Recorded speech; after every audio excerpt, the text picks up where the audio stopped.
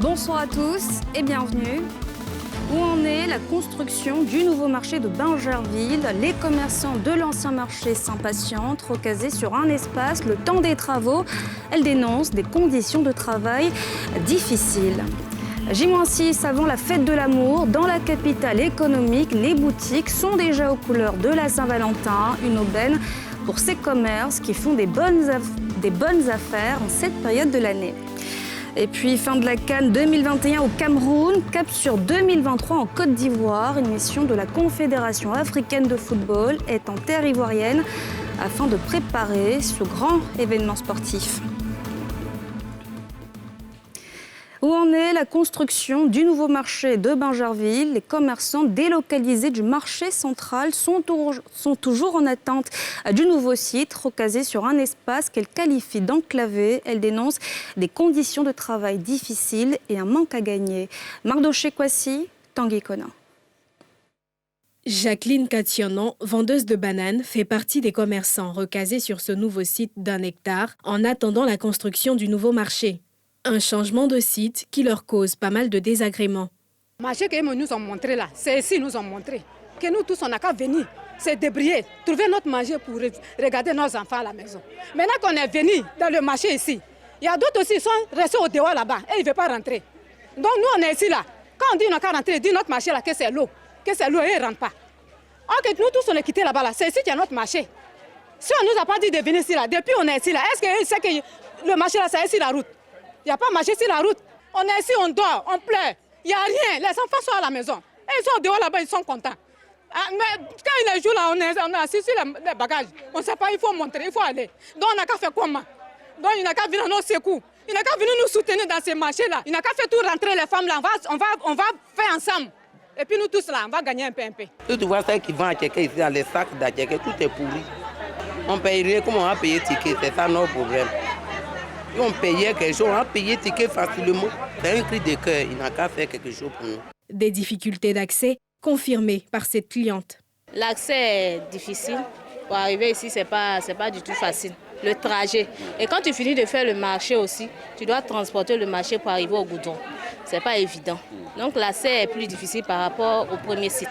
Les dames qui sont sur la route nous appellent, elles nous accostent, elles nous demandent de venir acheter la marchandise avec elles. Mais il faut penser aussi à celles qui sont à l'intérieur, puisqu'elles payent les taxes. Le conseiller du président des marchés de Bingerville admet ces difficultés. Il appelle cependant ces dames à la patience et à la résilience. Le nouveau marché, nous avons ça pour 18 mois. Et nous avons déjà fait 6 mois. Donc, et qui se passe un peu. Et ça va aller. Et nous sommes en train de travailler pour que la clientèle puisse avoir accès sur le marché. Une patience qui va durer encore officiellement 12 mois, même si la structure en charge de la réalisation du nouveau marché estime pouvoir livrer l'ouvrage avant les délais prévus. Officiellement, on a un marché contractuel de 18 mois. Nous espérons finir dans ce délai et, bien sûr, évidemment, probablement, on pense mieux plaire à la mairie finir avant ce délai. C'est-à-dire, nous souhaitons probablement finir ce marché d'ici décembre. Le nouveau marché de Bingerville, bâti sur une superficie de 2,6 hectares, a une capacité de près de 2500 places. Il sera doté d'un centre de santé, d'une garderie pour enfants, de plusieurs autres commodités pour permettre aux commerçants de travailler dans de meilleures conditions. Direction Adjamé, cette commune marchande au cœur d'Abidjan et son célèbre boulevard Nangui Abrogua, un boulevard très fréquenté en raison des nombreux commerces et gares. Mais au fil du temps, une partie de cette voie s'est fortement dégradée, devenant un enfer pour les usagers de cette route. Salif Yadekwe, Kimo Eric.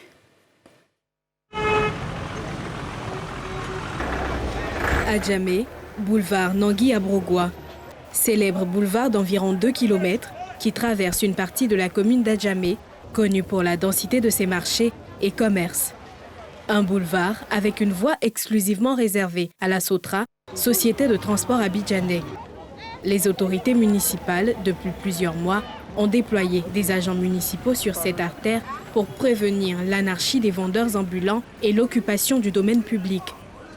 Malgré ses efforts, le boulevard Nangui-Abrogwa demeure un véritable parcours du combattant.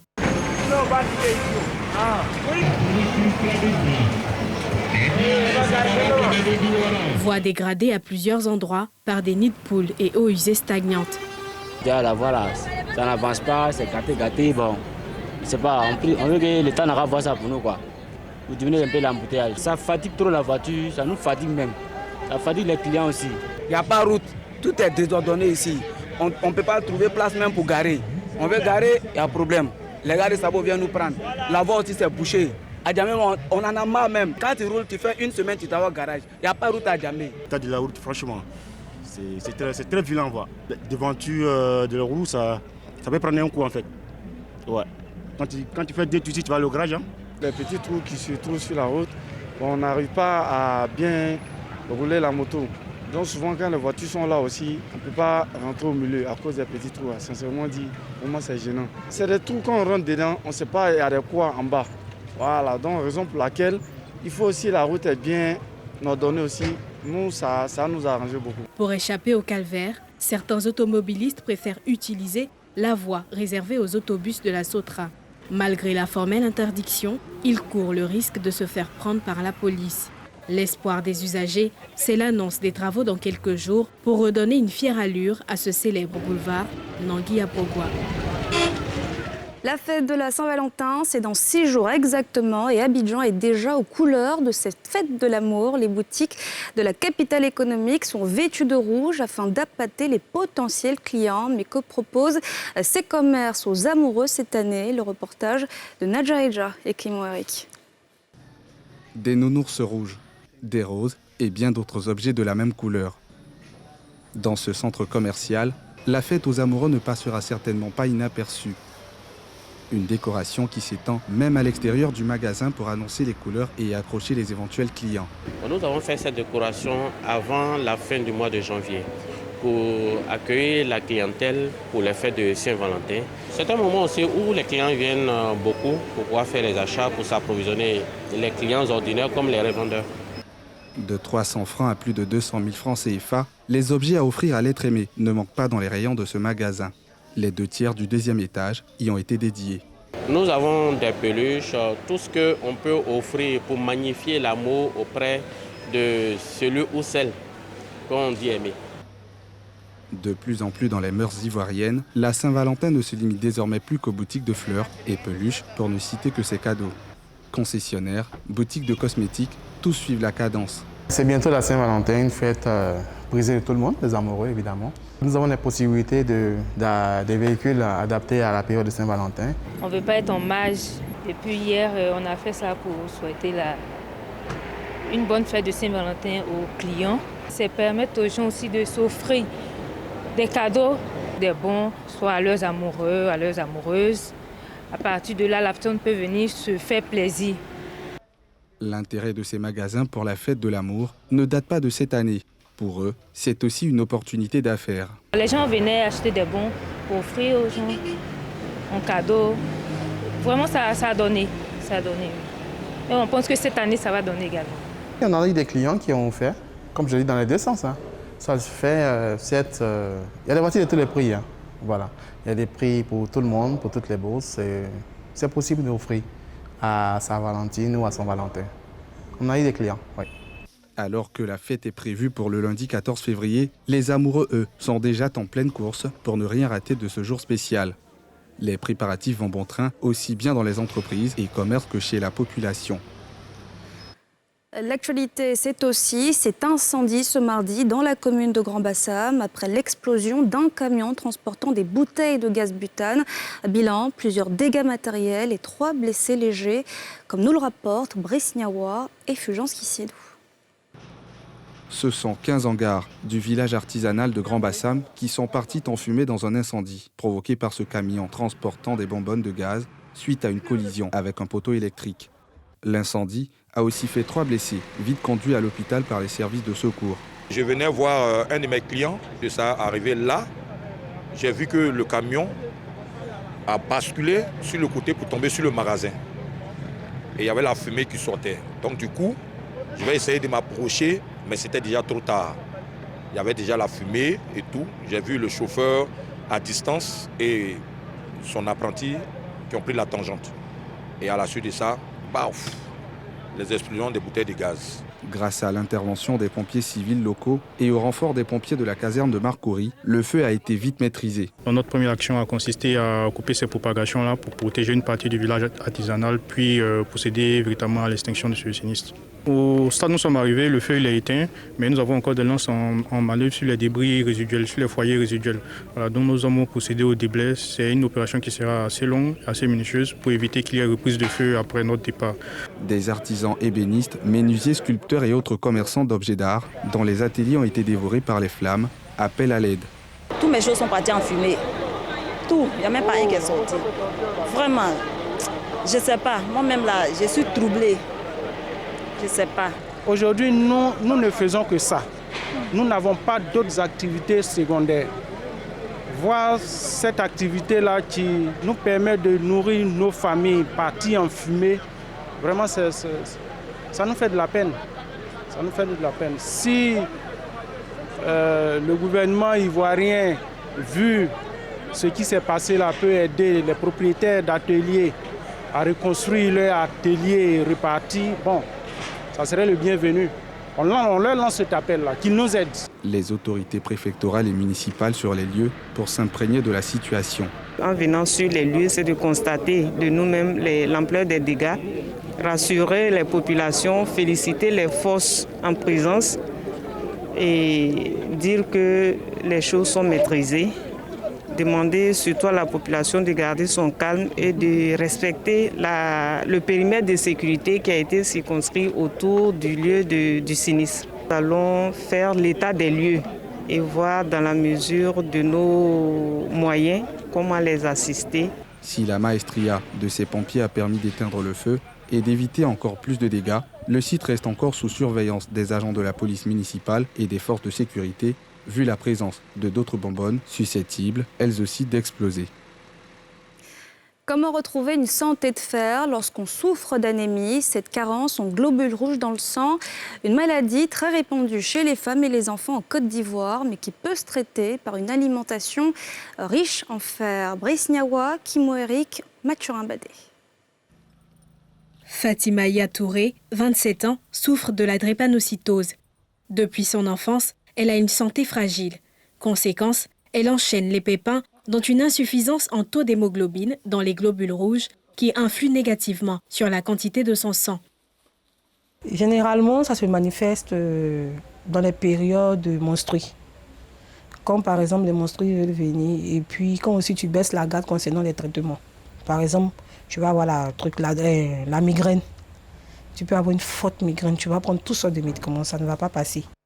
En décembre, bon, je ne suivais pas normalement mes traitements et j'ai piqué une crise. J'étais allée au cyber pour aller faire une mise à jour de mon téléphone. Depuis, bon, c'est là-bas, c'est parti. Au moins, je vais me rendre compte que je suis à l'hôpital. J'ai été transfusée plusieurs fois quand j'étais encore plus jeune. Des problèmes de sang qui provoquent régulièrement des crises d'anémie chez cette étudiante. Pour y remédier, elle oscille entre médecine moderne et traditionnelle. Un traitement coûteux et exigeant, mais qui doit se faire régulièrement. Là encore, je remercie Dieu, il n'y a pas de transfusion, mais parce que quand ça va à la transfusion, le coût devient encore 2 fois plus élevé. C'est pourquoi moi, franchement, maintenant, je préfère me nourrir sainement. Se nourrir sainement, une option pour prévenir l'anémie et surtout pour mettre fin aux crises. En plus des maladies génétiques telles que la drépanocytose, l'anémie est aussi due aux maladies chroniques, comme le cancer, aux hémorragies et à une mauvaise nutrition. Cause la plus fréquente qui provoque également une carence en fer dans l'organisme humain. Pour y faire face, il faut changer les habitudes alimentaires, selon le docteur Chantal Gauze. Quand on dit de manger équilibré, comme je disais, il faut donc sa ration de glucides, on a dit les féculents, sa ration de protéines, on a dit poisson, viande, volaille, etc., sa ration de lipides, bon, les huiles alimentaires. Ça, c'est l'équilibre. Maintenant, dans la variété, parce qu'on dit varié, équilibré. Si les glucides, aujourd'hui, j'ai mangé de la tchéké, demain, je mange du riz, le jour suivant, je mange de la banane, plantain, le jour d'après, de la patate douce, Ça, maintenant, on est dans la variété. Certains aliments comme le riz, le chou et le thé sont à modérer dans les habitudes car ne facilitant pas l'absorption du fer par l'organisme. Cependant, il est conseillé de consommer les aliments riches en fer et miniques, c'est-à-dire d'origine animale, notamment les abats, la viande rouge, les végétaux et les feuilles en général, notamment celles des lentilles et du baobab, appelées localement namuku. Il faut donc avoir accès à ces aliments-là qui favorisent le métabolisme de l'hémoglobine. Et il faut donc, au niveau des aliments riches en fer, les abats, donc le foie, les reins, le cœur, etc. Il y a un aliment qui n'est pas connu et pourtant qui est sur nos marchés et qui est l'un des plus riches en fer, c'est la feuille de baobab, qu'on appelle namuku. Ça, vraiment, il faut que ce soit connu. C'est un aliment très riche en fer, il faut le manger le plus possible. Donc, je parlais des lentilles, bon, les classiques épinards, on parle toujours des épinards, voilà. Donc, la plupart des fruits secs sont riches en fer. L'anémie est une maladie silencieuse aux effets ravageurs. Selon le Programme national de nutrition en Côte d'Ivoire, plus de 74% des enfants de moins de 5 ans et 53% des femmes adultes sont anémiées. Les unités opérationnelles de la gendarmerie nationale retranchées dans la capitale économique ce mardi afin de faire le point des actions menées en 2021, mais aussi pour relever les défis actuels, notamment les menaces sécuritaires aux frontières nord de la Côte d'Ivoire. Les conclusions de cet atelier sont attendues ce samedi 12 février. Pierre Dipomela. La rencontre introspective et prospective de la gendarmerie nationale à Yamoussoukro. Les chefs des différentes entités du corps entonnent l'hymne national avant l'ouverture des échanges. À leur côté, le commandant supérieur de la gendarmerie. Le président du comité scientifique précise les attentes de l'atelier. Il s'agira durant ces 4 prochains jours, à partir d'analyses objectives et sans concession de nos efforts professionnels constatés en 2021, de nous donner les moyens d'anticiper de façon efficiente, d'affronter opiniâtrement et de faire preuve de résilience face à des adversités polymorphes dans une sous-région ouest-africaine en proie à des périls sécuritaires inédits. Je cite terrorisme djihadiste, crise sanitaire liée à la Covid-19, instabilité politique dans les pays de la sous-région, criminalité transnationale organisée, piraterie maritime. Le professionnalisme au service de la patrie et de la loi. C'est la consigne du général Alexandre Apalo Touré à ses hommes. On dit que la gendarmerie est une force d'élite, pour ne pas dire la force d'élite. Nous devons le mériter. Ça ne doit pas être un vain mot. Tous les jours, dans notre démarche, dans notre façon de fonctionner, dans notre façon de nous présenter, de travailler, de rassurer la population, sans discrimination, nous devons montrer que nous sommes une force d'élite. Les auditeurs vont passer en revue les activités 2021. Une année faste, avec plusieurs opérations réussies sur différents fronts. Il s'agit entre autres du démantèlement de sites d'orpaillage illégal, de la saisie d'importantes cargaisons de drogue et de faux médicaments par des unités spécialisées de la gendarmerie nationale. La clôture du séminaire est prévue pour samedi prochain. Et puis la Côte d'Ivoire se prépare déjà pour la CAN 2023 qui débute en juin de l'année prochaine. Afin d'accueillir ce grand événement sportif, plusieurs chantiers sont en cours. Une mission de la CAF est en terre ivoirienne afin de constater l'évolution des travaux. Salifia Lekwe. Passé la 33e édition de la Coupe d'Afrique des Nations qui a refermé ses portes dimanche dernier à Douala au Cameroun. Place maintenant à la 34e édition que la Côte d'Ivoire va abriter du 23 juin au 23 juillet 2023. Le secrétaire général de la Confédération africaine de football, Monzengo Omba Veron, est depuis quelques heures sur les bords de la lagune ébriée, avec pour objectif de constater l'évolution des préparatifs de la grande messe du football africain. Au terme de sa visite sur le chantier de l'un des stades en construction, il s'exprime sur l'état d'avancement des travaux. Ce que j'ai vu, c'est encourageant. On a visité le centre d'hébergement pour les équipes, aussi les employés de la CAF qui vont travailler sur ce site. la pièce la plus importante de compétition, du tournoi. C'est pas encore fini, mais c'est déjà très beau. Les travaux avancent très bien. J'espère que le rythme continue. Si un peu plus, ça fera pas de mal. Mais personnellement, je suis satisfait. Le haut responsable de la CAF sera reçu en audience par le chef du gouvernement Patrick Hachi mercredi, avant de faire un point face aux médias. Et c'est la fin de ce journal. Merci de l'avoir suivi. On se retrouve demain, même heure. Excellente soirée à tous et à toutes.